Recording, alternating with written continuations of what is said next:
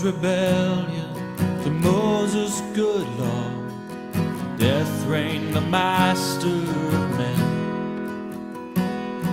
With all of creation held under its claw, awaiting redemption from sin.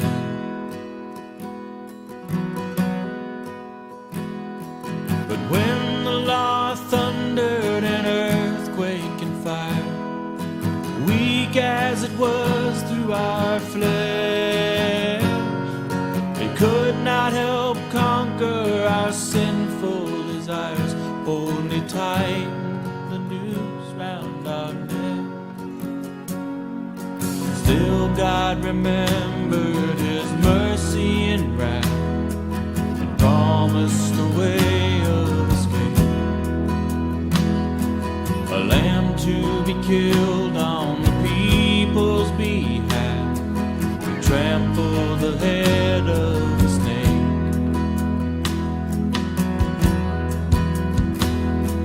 But though we would offer our best to the fire, and rivers of blood would be spilled,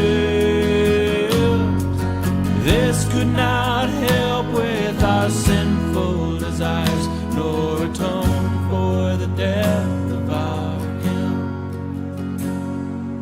When the fullness of time had come, God sent us His only Son, born of a woman, born under law, so that He might a people redeem.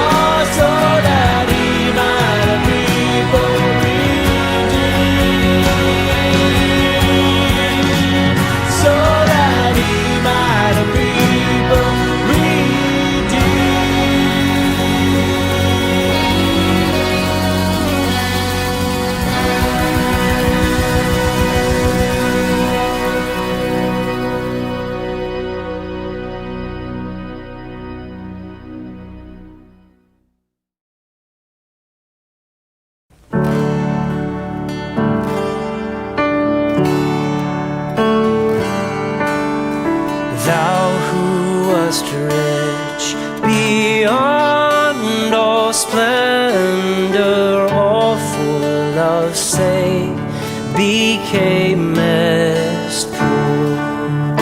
Thrones for a manger did surrender, sapphire paved courts for stable floor. Thou who wast rich beyond all splendor, all for love's sake became mist pool.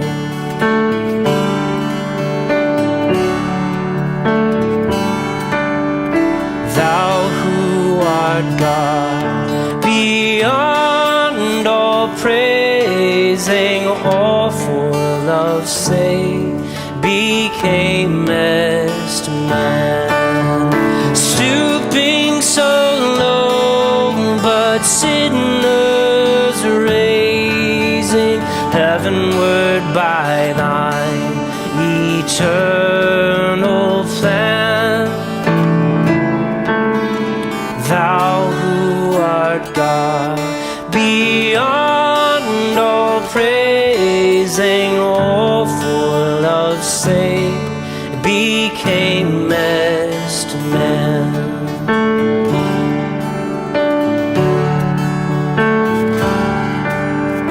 Thou who art love beyond all telling, Savior and King, we worship thee. Emmanuel, within us dwelling, make us what thou wouldst have us be.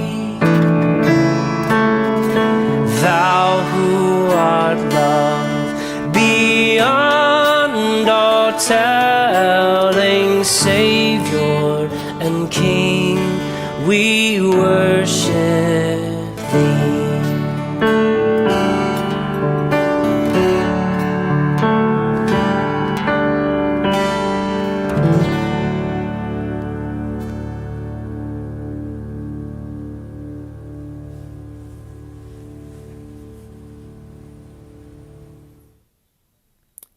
Manalangin po tayo. Panginoong Diyos, nagpapasalamat po kami sa gabi na ito, Panginoon, na ibinigay niyo po sa amin upang kami po ay makapagbigay panambahan sa inyo, Panginoon. Salamat po sa panahon na ito na kami po ay makapakinig ng inyong salita at kami po ay makakalapit sa inyo sa panalangin. Panginoon, itinataas po namin sa inyo ang aming pong pagpapasalamat sa nagdaang taon na ito, Panginoon. Marami man po mga bagay na hindi po namin naiintindihan. Marami pong mga bagay na kami naranasan ngayong taon na ito, Lord. Pero kinikilala po namin na ang mga bagay na ito ay provisions niyo lamang po, Panginoon. Bahagi po ito, Panginoon, ng isa niyong malaking plano para sa aming mga anak ninyo, Panginoon. Papasalamat din kami, Panginoon, sa mga kabutihan na ibinigay niyo po sa amin, Panginoon. Alam po namin, Lord, na marami man pong nangyari na hindi po namin inaasahan at nakakalungkot na pangyayari sa aming mga buhay, meron pa rin po kayo mga magagandang ibinigay sa amin, Panginoon. Salamat dahil kami po ay nakakapagtipon-tipon pa rin po. Hindi man po physical, Panginoon, pero nag-provide po kayo ng pamamaraan upang kami po ay makapagtipon-tipon, Lord.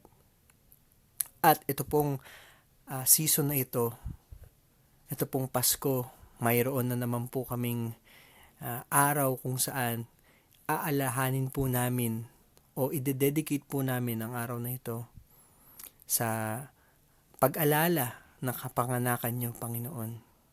Sa pag-alala ng inyong pong pagpaparito sa lupa. No? Nawa, Panginoon, magamit namin itong oportunidad na ito upang magbigayan, magpatawaran, Panginoon, sa bawat isa. Kung mayroon man po kaming mga dinaranas, meron man po kami mga pagsubok, meron man po kami, Panginoon, na mga paghihirap sa puso.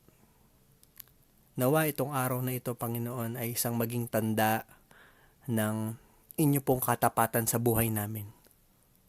Upang mabigyan po kami ng peace, Panginoon. Mabigyan po kami ng heart na forgiving, Panginoon.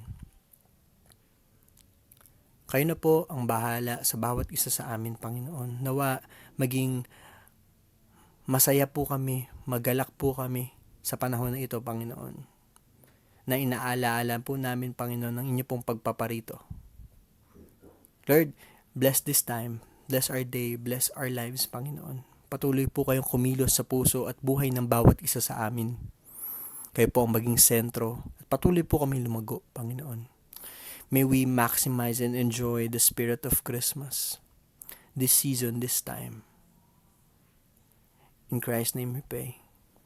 Amen at amen. Good evening, Christ the Victorious King Church. I hope ready na tayo. And kung meron man tayong ginagawa, sana ay itigil muna natin at tayo sumaglit na maglaan ng oras sa Panginoon upang makinig ng kanyang salita, tumingin at magbasa at mag-aral ng kanyang salita at magkaroon muna ng refreshment kung ano ba yung isa-celebrate natin bukas. At before we prepare anything else para mamaya sa ating pagsalubong ng Kapaskuhan, maganda na i-prepare muna natin ang ating mga sarili at ang ating mga puso at isip sa ano nga ba ang pakahulugan ng araw ng Pasko. And as you can see dito sa ating mga screen, it's all about give. No? So yung pag-usapan natin, may kinalaman sa gift. So ano nga ba yung kahalagahan ng give or ng pagbibigay ng something for someone. No? So, ano nga ba yung essence ng giving? So, makikita natin yan mamaya and I hope na ready tayo, no? Kagaya ng ating mga disposisyon tuwing linggo. May galak tayo, may kasiyahan tayo dahil sa pagkakataon na ito, nagbigay ang Panginoon ng opportunity para sa bawat isa na makapagsamba ulit sa Kanya, na makadulog sa kanyang salita. Every preaching of the word, every hearing of the word, sa bawat pagkakataon tayo nakakarinig ng salita ng Panginoon, it's a blessing and a privilege and opportunity for us to grow more in our faith. So, sa konting paalala na iyon, I hope na ready talaga tayo. Na ito ay gawain natin na hindi para itigil yung mga preparation natin. Itong gawain na ito ay hindi dagdag sa schedule natin ngayong bisperas ng Kapaskuhan, kundi itong gawain na ito ay nararapat lamang bilang sa ating mga Kristiyano na naghahanda hindi lang ng mga bagay, kundi pati ng ating mga sarili sa pagsalubong natin sa Kapaskuhan. Tayo sumaglit na manalangin. Panginoon, maraming salamat po na bagamat busy kami, marahil yung iba sa amin ay naghahanda pa. Panginoon, salamat po for giving us this time na kami makadulog sa iyong salita for a short period of time. Lord, dalangin ko po na ang iyong salita ang tunay na mangusap sa amin, kumamon sa amin, at mag-remind sa amin at mag-refresh sa aming mga isipan sa tunay na diwa ng pagbibigayan ngayong Kapaskuhan. At paunawa mo sa amin, Panginoon, ano nga ba yung essence ng pagbibigay? Ano ang basihan nito? Ano ang motivasyon nito? At ano ang overall goal and purpose ng salitang give and ng action na giving. Salamat po, Panginoon, at kayo pong patuloy na mag-enable, mag-illumine sa aming mga isip through your Spirit sa kung ano yung mga mapag-uusapan at maririnig namin ngayong gabi. Salamat po, Panginoon, sa iyo po ang kapurihan at karangalan sa pangalan ni Jesus. Amen. So, gaya ng ating nakagawian, grab your Bibles and open it on 2 Corinthians chapter 8, verses 9 to 12. At titignan din natin yung chapter 9 ng 2 Corinthians, verse 7 and verses 12 to 13. So, again, grab your Bibles and open it to 2 Corinthians chapter 8, verses 9 to 12 and chapter 9, verse 7 and verses 12 to 13. So, give. Ano nga ba yung relation ng give, ng salitang give, sa araw na ating isa-celebrate bukas at sa sasalubungin natin ngayon? So, alam naman natin na Christmas ay labeled as the season of giving. This is the season of giving. At have you wondered why? Bakit tinawag itong season of giving? Sa tuwing sasapit ang araw na ito, ang mga tao ay nag-iisip, or marahil kayo, nag-iisip na ano kayang maireregalo ko? No? Ano kayang maibibigay ko? Ano kayang pwede kong maiabot man lang o maibigay ko man lang sa aking kaibigan, sa aking kapamilya? At hindi niyo ba napapansin na sa tuwing sasapit ang Pasko at pag bare months na, no, traditionally, marahil ngayon medyo nabawasan pero meron pa rin naman mangilan-ngilan, na tuwing sasapit ang bare months o itong Pasko nga, ng kaaraw ng Pasko, dumadami na yung mga paninda sa mall at dumadami yung mga paninda even sa palengke, sa Divisoria, no? Kasi naturally, pag Pasko talaga, at nakagawian na rin ng mga Pinoy, ay talagang namimili tayo at nag-iisip tayo ng mga pwede nating ipangregalo o ibigay sa ating mga mahal sa buhay. No? So, kasi ito yung mga panahon sa office, even ngayon, kahit na virtual tayo, meron pa rin tayong nakagawian na talagang nagbibigayan tayo. Even virtual Christmas party, meron pa rin mga exchange gift. Even kagaya nung sa last week, or nung December 17, nagkaroon ng gift giving sa Bible study sa Bitoa.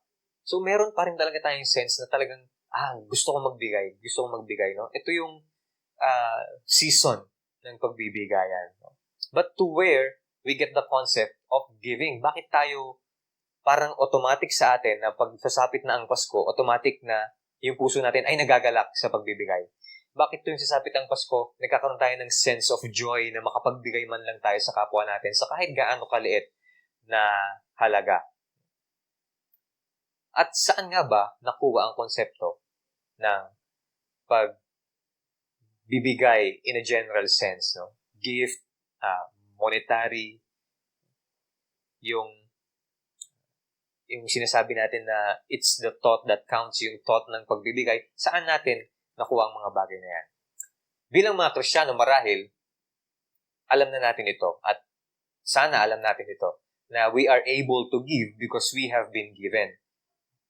Na kaya, nagbibigay tayo tuwing Pasko dahil inaalala natin yung greatest gift na natanggap natin. And what is the greatest gift? God became flesh and dwelt among us.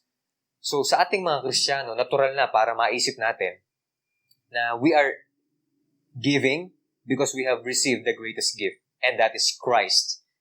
Christ is the greatest gift we have ever received. Hindi natin deserve, pero ipinagkaloob ng Panginoon sa atin out of His abundant mercy. Sa awa ng Panginoon. Siyempre, kasama na dyan yung kanyang pagmamahal at ang kanyang grace. Pinagkaloob niya ang kanyang anak.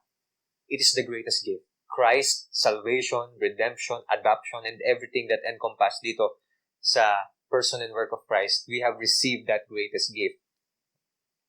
Ito yung panahon na hindi hirap magbigay. Kristiyano ka man o hindi ka Kristiyano, hindi ka hirap magbigay pag panahon ng Pasko. Hindi mo iniisip na sayang yung pera. Na ito yung Pasko na pag nasa mall ka na ang dami mong nakikita, even sa mga masa na mall like Divisoria, pag nakita mo na, uy, ang ganda na itong bagay na ito magandang pangregalo to kay ganito sana magustuhan ni ganito to na overflowing yung joy na natutuwa ka, na hindi ka nangihinayang sa igagastusin mo para makapagbigay ka lang sa kapwa mo. So, hindi hirap. No? Sa mga panahon na ito, hindi hirap magbigay. Na kahit na tayo dumanas na ng pandemya, yun nga, automatic sa atin na ang sarap magbigay.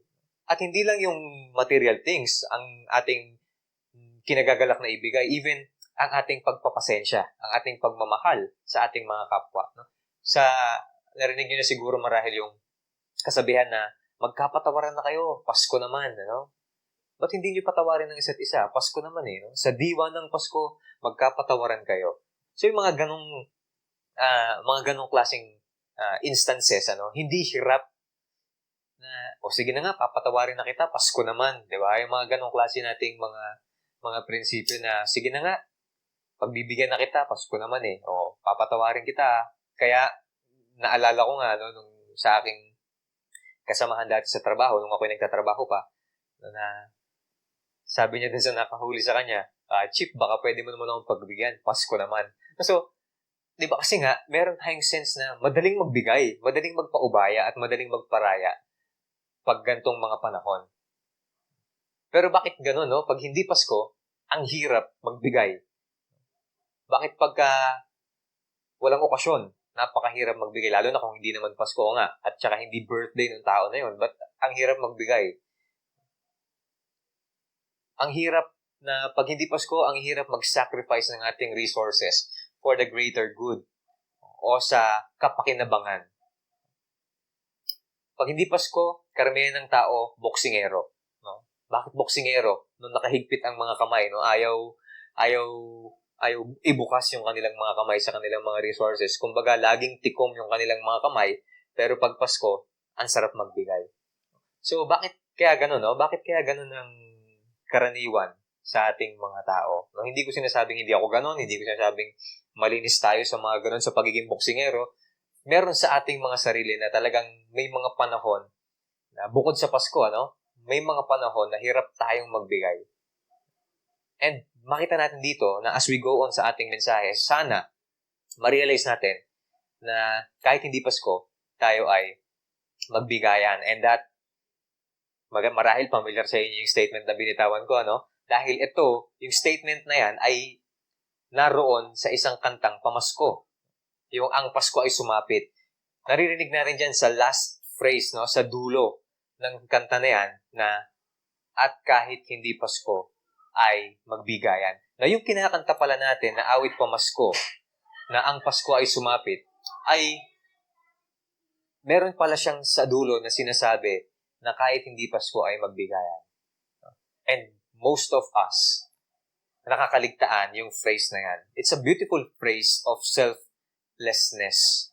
Na kahit hindi Pasko, you are able to give. Na kahit hindi Pasko, you are able to sacrifice your resources for the greater good or sa kapakinabangan. Na even yung pagmamahal mo, na even yung pagpapasensya mo sa kapwa mo, ay ibibigay mo kahit hindi Pasko. And this evening, gusto kong makita natin yung bigger picture. Like what we prayed about, yung essence ng pagbibigay. Ano yung basihan ng pagbibigay? Ano yung motibo sa pagbibigay? At siguro, marahil, tatanungin niyo ako, paano kung wala akong mabibigay?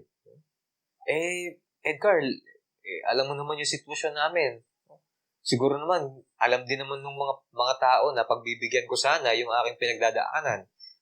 Lahat naman tayo dumanas sa pandemic. Paano kung wala akong mabigay? Paano kung ako rin mismo nangangailangan? And indeed, that is true na lahat tayo ngayon sa panahon na ito ay lahat tayo nangangailangan. And this is even true na sapat lang yung pang-araw-araw na kinikita ko. So, paano pa ako makakapagbigay?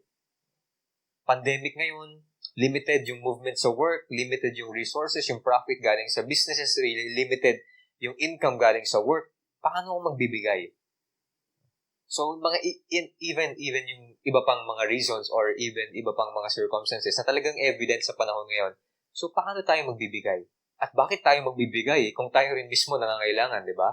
So, dito, I hope makita natin na meron ka man o wala, you are able to give because you must give because you have been given. Bagamat nauunawaan ng Diyos ang ating sitwasyon o pinagdadaanan, wala naman, ito yung katotohanan mga kapatid. Nauunawaan tayo ng Panginoon sa ating sitwasyon o pinagdadaanan. Alam niya na sapat na lang yung kinakain natin. Alam niya yan.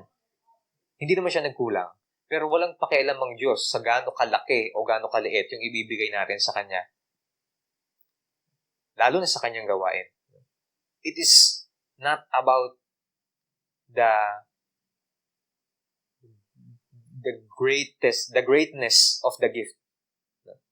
It is about the desire of why you are giving.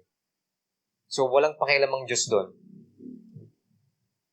At sabi naman natin na, and even we apply this principle, na okay lang yan, maliit o malaki ibibigay ko doon sa kamag-anak ko, sa kaibigan ko. Ang mahalaga, it's the thought that counts. So, kung tayo ay naniniwala doon sa phrase na it's the thought that counts, I hope ganun din yung i-apply natin whenever we give sa Panginoon, sa gawain ng Panginoon for the specific. na it's the thought that counts. Na wag na nating hintayin dumami yung resources natin bago pa tayo magbigay dahil hindi mangyayari yun.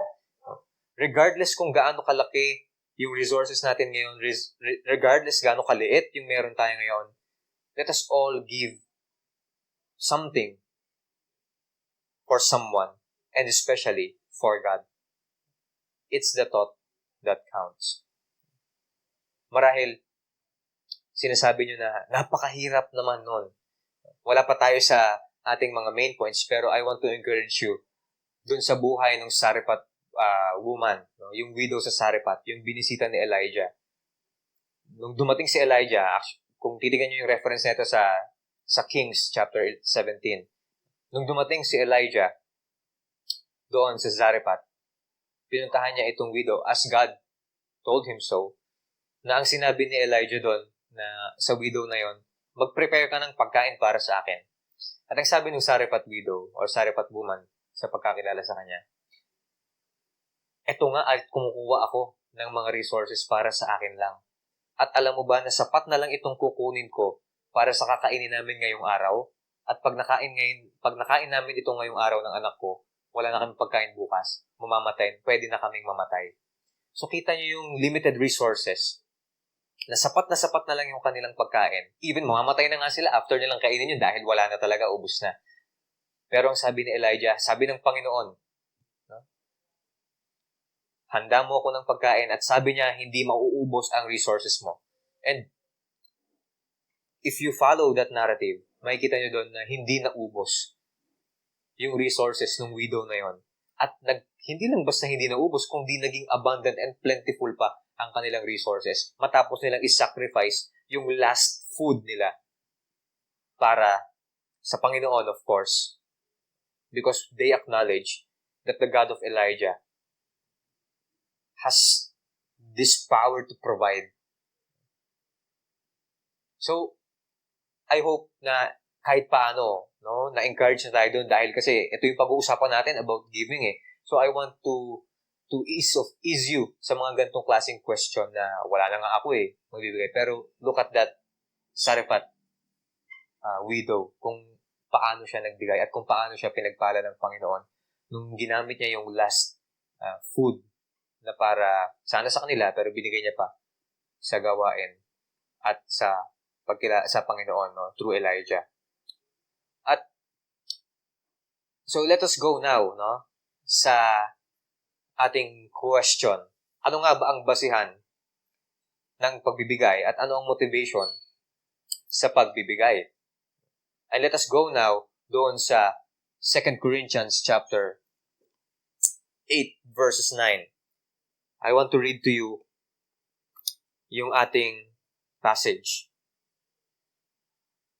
Basahin ko muna ng buo and then let us proceed doon sa first point natin.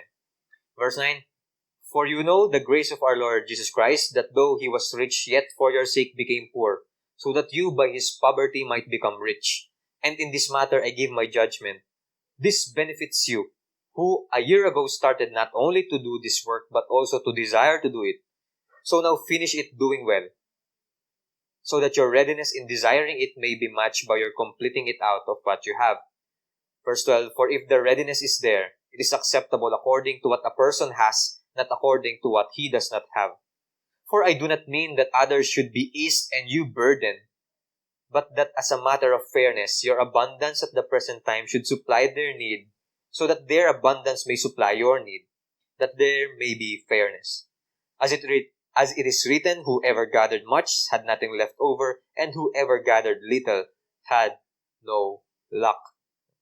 Dito sa chapter 9, yung ating passage dito is on verse 7 and verses 12 to 13. Verse 7 ng chapter 9, Each one must give as he has decided in his heart, not reluctantly or under compulsion, for God loves a cheerful giver. Verse 12, For the ministry of this service is not only supplying the needs of the saints, but also is overflowing in many thanksgiving to God. By their approval of this service, they will glorify God because of your submission that comes from your confession of the gospel of Christ and the generosity of your contribution for them and for all others. So dito iikot yung ating mga pag-uusapan ngayong gabi. So let us go now to our first point. ano ang basihan and ano ang motivation ng ating pagbibigay. Una nating nabasa is grace. For the grace of our Lord Jesus Christ, verse 9. Grace in our passage was defined as Christ becoming poor so that we may become rich. And also, tignan nyo yung verse 11. Tignan nyo yung chapter 9, verse 11 saglit. You will be enriched in every way to be generous in every way. So, yun pala yung essence ng for us to become rich. Christ, though He was rich, He became poor so that we may become rich. And if we become rich, ang purpose nun is for us to be generous in all of our ways. Yun nga yung binasa natin sa verse 11. Meaning, yung ating pagbibigay ay ibase natin sa grasya na meron tayo mula sa Diyos. Hindi sa kung anong meron tayo sa ating mga kamay. Christmas Day, the remembrance of Jesus being born, dwelling with us, is a picture of giving that is based on pure grace. Yung deliverance na meron tayo sa Panginoon, yung event, yung incarnation, na God became flesh and dwelt among us, is an act or a picture of God giving Himself up because of pure grace. Pwede naman na tayong pabayaan ng Panginoon eh. Pwede naman na tayong hayaan ng Panginoon in damnation. Na patuloy tayong sa ating mga kasalanan and pag dumating yung judgment ng Panginoon, mabulok na tayo sa impyerno at masunog na ang ating mga kaluluwa. Pwede namang gawin yun eh. Pwede namang hayaan ng Panginoon yun eh. At ano bang pakialam ng Diyos sa atin? Mga makakasalanan. But out of the pureness of the grace and abundant mercy of God. But God, so rich in mercy and grace, gave His Son to redeem His people so that His people may experience His love and blessings. So it is out of the grace of God. So i-base natin yung pagbibigay natin doon sa grace na meron tayo. Christ is the greatest gift. And that gift comes from the grace and mercy of God.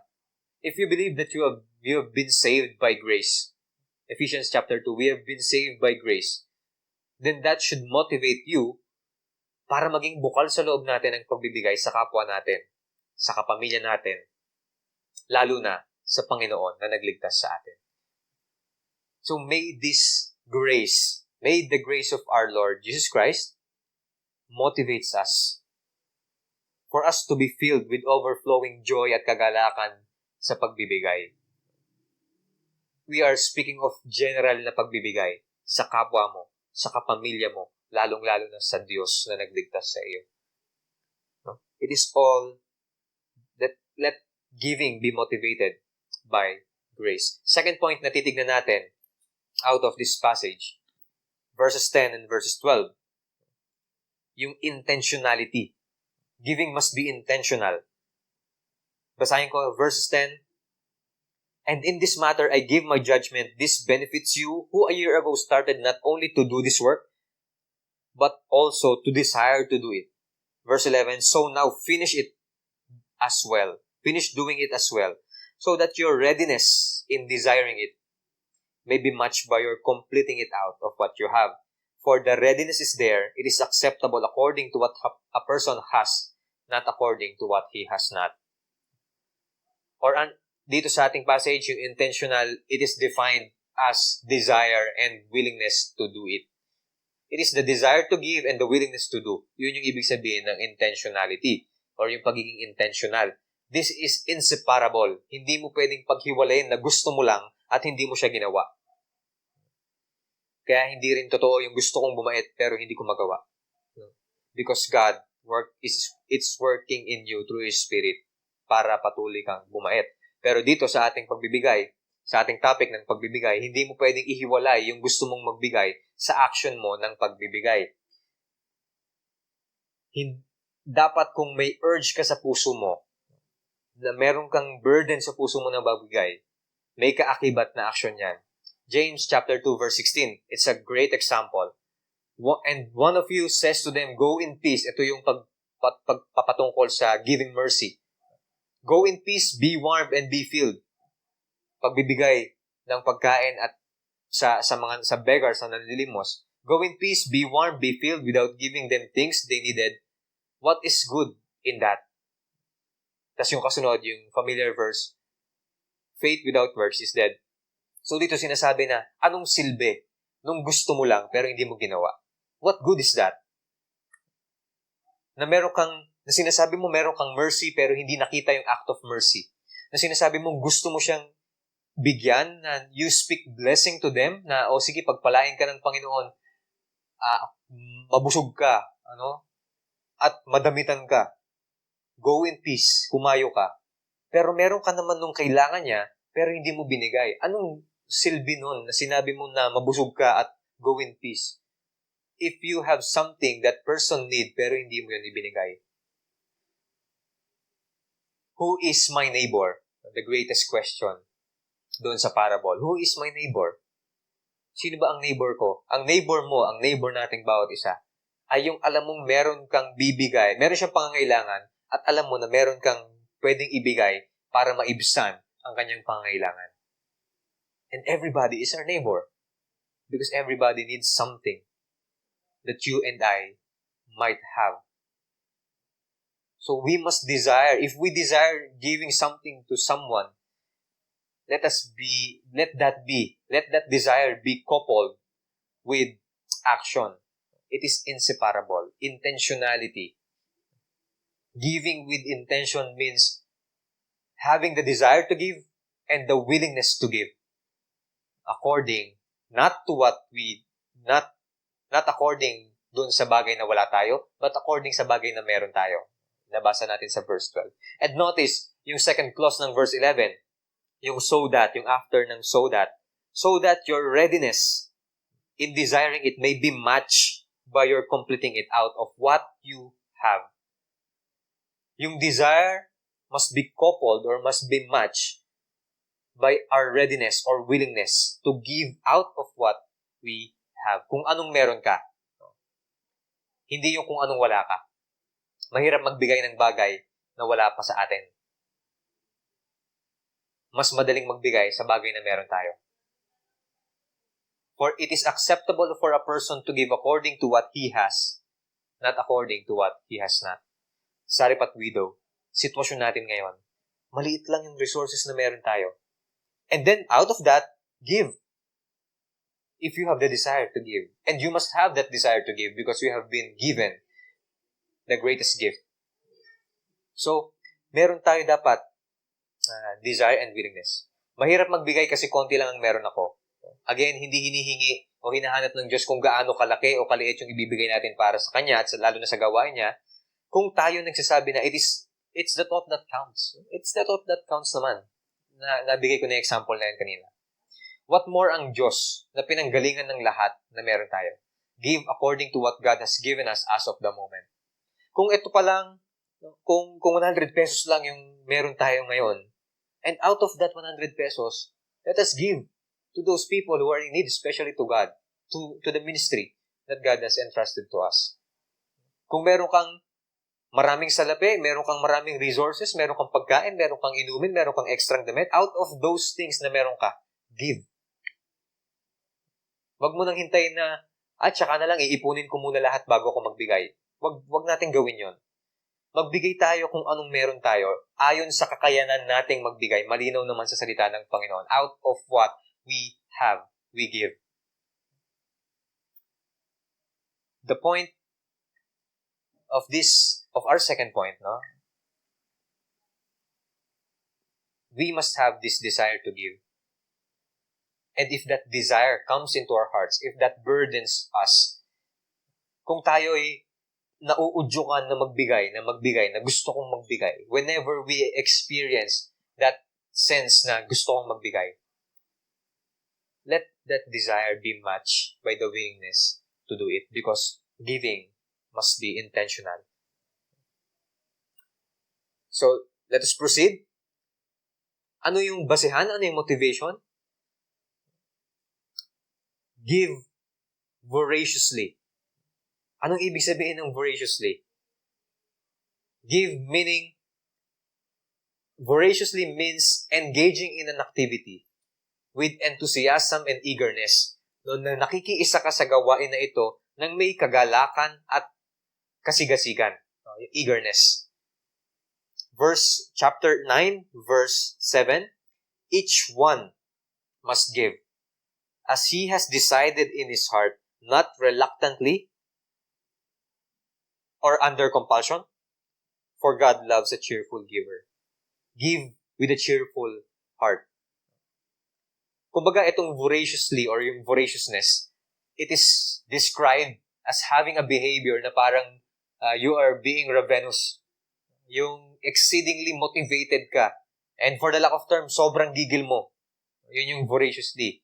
In a sense na sobrang kagalakan o enthusiasm mo na gusto mong magbigay. Yung sobrang saya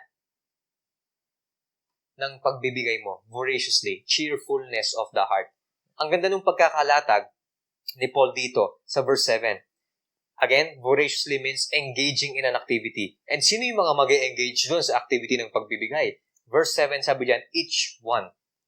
Paul is addressing the Corinthian church. And so it is now. Paul is addressing each and every one of us. Each one. No? Meaning, hindi lang yung mga nakakaluwag-luwag, even yung mga sapat na sapat lang. Hindi yung may gift of giving, no? Kasi meron sa atin na ang gift ko kasi mercy, ang gift ko prayer, ang gift ko giving. Hindi lang yung may gift of giving, hindi lang yung may gift of generosity, even yung may ibang pagkakabigay ng gifts, spiritual gifts sa kanila ng Panginoon. Bawat isa sa atin. If we are members of one body, each one of us must give with enthusiasm and eagerness. Hindi lang ang pastor, hindi lang ang mga leaders, kundi bawat isa mula sa bata na may kakayan ng magbigay hanggang sa mga matatanda. Lahat ay dapat makiisa sa pagbibigay. Hindi lang basta makiisa, take note, with enthusiasm and eagerness. Hindi lang basta magawa, kundi may kabuuan ng desisyon na magbibigay o yung intentionality at with a cheerful o kasiglahan. In this manner, we must give especially to God who blessed us with so much grace even at the cost of Jesus' life. So, again, out of the grace and with intentionality, let us give voraciously. Engaging in this activity, each one of us, Christ the Victorious King Church, each one of us must give, not according to what we have not, but according to what we have. So, lahat ng bagay na ito ay kaangkop, basis, and motivation of giving. And last, of course, let us give. Anong basis? Anong motivation? Because of its end. End. Tama po yan. End. Katapusan. Verse 9. 2 Corinthians chapter 9, verses 11 to 13. You will be enriched in every way to be generous in every way, which through us will produce thanksgiving to God. For the ministry of this service is not only supplying the needs of the saints, but is also overflowing in many thanksgiving to God. By their approval of this service, they will glorify God because of your submission to that comes from your confession of the gospel of Christ and the generosity of your contribution for them and for all others. Notice verse 11. Nakalagay dyan, hindi ko pala napalitan yung PowerPoint, pero it is from verse 11 to 13. Verse 11, you will be enriched in every way, to be generous in every way. Nabigyan ko na ng overview yan kanina sa ating first point. Pero yun pala yung sense. Kaya ka pala pinagpala ng Panginoon para maging pagpapala sa iba. Kaya ka pala binigyan ng Panginoon ng resources, hindi para ubusin mo lahat ng resources mo, kung hindi para kumuha ka out of your resources para ibigay sa kapwa mo, sa kapamilya mo, mas lalong higit na sa Panginoon mo. So yun pala yung konsepto ng giving. Yun pala yung end ng giving. Kaya ka pala pinayaman ng Panginoon. Kaya ka pala binless ng Panginoon with so much resources for you to bless others as well. To be generous in every way. No? In every way. Sa lahat ng aspeto ng iyong buhay, be generous. Hindi lang sa monetary sense, hindi lang sa material sense, kundi even yung non-tangible things. Love, patience, forgiveness, mercy, grace, lahat ng ibinibigay ng Panginoon sa iyo. You must be generous in giving those things away. Yung nagiging daluyan tayo ng pagpapala ng Panginoon. Yun yung end, no? Yun yung isang end, according to verse 11. Let's go to verse 12. For the ministry of this service, take note of the word service, babalikan natin na mamaya, is not only supplying the needs of the saints. Yung service na pagbibigay ay hindi lang para bigay yung mga pangangailangan ng saints or the ministers or the workers and also the work itself of the church, the ministry as a whole, but is also overflowing in many thanksgiving to God. Na yung pagbibigay mo pala ay hindi lang basta masuplayan yung pangangailangan ng mga taong nangangailangan, especially the church, but yung kaakibat na overflowing of thanksgiving ng pagbibigay mo. Yun pala yung end. Na nagbibigay ka kasi alam mo yung pinagbigyan mo at yung naibigay mo ay magiging kagamit-gamit at kakasangkapanin ng Panginoon para magbigay ng papuri at pasasalamat sa Kanya. So, have we ever think of that whenever we give? Na napapasalamatan ng Panginoon pag nagbigay ka? Yung Diyos na sinasamba mo ay napapasalamatan ng ibang tao pag nagbibigay ka. Verse 13, by their approval of this service, no? Inulit-ulit yung service na word, they will glorify God. We are giving resources to God, not for the sake of giving, o para may pondo yung simbahan, o para may budget sa manggagawa, o para may magasta ang church. No? Ganun kasi yung kaisipan ng iba na, yung church, pera-pera lang naman yan. Yung mga pastor, nangongolekta lang naman ng pera yan sa church. Yung mga manggagawa, para lang naman sa kanila yun, may enjoy lang nila yan. Ba't pa ako magbibigay? Bibigay ko na lang yung kakapiranggot na ito. Pero able ka lang magbigay ng bukod pa dun sa nabigay mo ng kakapiranggot. So, alisin natin ang ating kaisipan doon sa ating ibinibigay. Let us focus to the end of what we have been given. What we have given. No? Yung end ng saan napunta yung ating ibinigay. Hindi yan napunta sa simbahan, hindi yan napunta sa manggagawa, hindi yan napunta sa mga miyembro ng simbahan, kundi napunta yan, nag-produce yan ng kaluwalhatian ng Panginoon. No? Evident sa verse 13, it is explicit. They will glorify God. At again, this service, yung word na service, bakit siya tinawag na service? Bakit yung giving is a service? Because service is an act of worship sa Panginoon. Kaakibat pa rin yan ng worship. Worship, giving is part of worship. Service ang tawag sa pagbibigay. No, if we can recall yung narrative ni Abraham, nung sinabi niya na mag-worship kami, sama ko si Isaac, nag-ipon sila ng mga stones, ng sticks, para gawan ng altar. They will worship God. Pero, offering yun Yung altar is an avenue para makapag-offer ka sa Panginoon. So, noon pa man, in the Old Testament times, giving is part of worship. Because worship aims to glorify God, beholds God, magnifies God. So, our giving is also aims to that, no? It is aimed to glorifying God. So kung service pala sa Diyos ang pagbibigay, so hindi pwedeng nagsaserve sa Diyos at hindi ka nagbibigay. Hindi mo pwedeng sabihin na you are a servant of God without giving something for the ministry that God has entrusted to us. Hindi pwedeng kinaliligtaan natin ang gawain ng pagbibigay because that is the end of this act of giving. So, everything, ang mga bagay na ito, ang siya nawa nating patuloy na isipin at patuloy na alalahanin.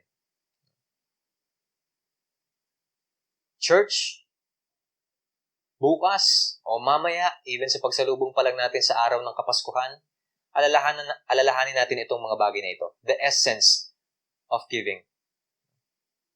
Give. Whenever you give, remember, CVKC, remember this. It is the grace of God. Giving must be intentional. We must be voracious in giving with eagerness and enthusiasm.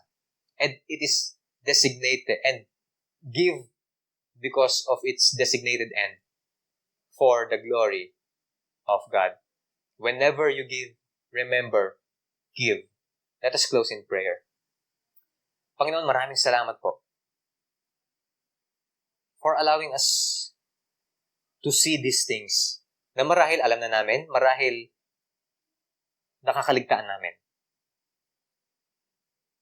But from this day, from this time forward sa aming mga buhay, given na narinig na namin ang mga bagay na ito, huwag niyo pong hayaan na mawaglit sa aming mga isipan ang mga bagay na ito. Na ito ang mga bagay na basehan at motivation ng aming pagbibigay sa aming mga kapwa, sa aming mga kapamilya, mas lalong higit na sa aming Panginoon. Kaya, Panginoon, i-enable niyo po ang bawat isa na magkaroon ng ganitong klaseng generosity. Hindi lamang dahil araw ng Pasko, hindi lamang panahon ng pagbibigayan, kundi dapat araw-araw, sabi nga doon sa aming kinakanta na awit pamasko, kahit hindi Pasko ay magbigayan. And that is true, Lord. So that's why we are here asking you to enable us to give not reluctantly or under compulsion, but give with a cheerful heart. Not according dun sa mga bagay na wala kami, but according dun sa mga bagay na meron na kami, because you have given us those things, you enrich us for us to be generous in every way. Kaya Panginoon, dalangin ko po yung enablement sa bawat isa sa amin dito sa CVKC na maging ganito ang basihan at motivation ng pagbibigay. Huwag niyo pong hayaan makalimutan namin ang katotohanan na ito as we celebrate Christmas Day. And may these truths be remembered of each and every one of us from this day forward. That giving is designed to give glory sa iyo. Salamat po, Panginoon.